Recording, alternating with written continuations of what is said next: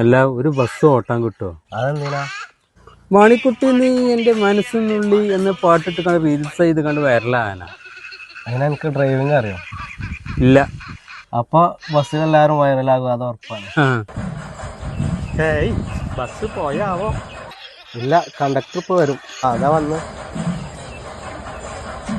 അപ്പൊ തിരുമേനി ഒന്നും അറിഞ്ഞില്ലേ? ഇല്ല. റീച്ചിട്ടാൻ വേണ്ടി റീൽസ് ഇട്ടൊരു പെണ്ണ് കാരണം ബസ്സുകാരൻ പേടിയപ്പോ.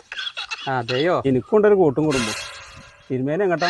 അപ്പൊ നിങ്ങൾക്കൊക്കെ ബസ് കയറാൻ പേടിയാണെങ്കിൽ ഞാനൊക്കെ ഇങ്ങനെ ബസ്സിൽ കയറി പോരുക. ഇപ്പൊ ഓരോ സ്റ്റോപ്പിലും പോയിട്ട് പൈസ ആദ്യം വാങ്ങി വെക്കാണ്.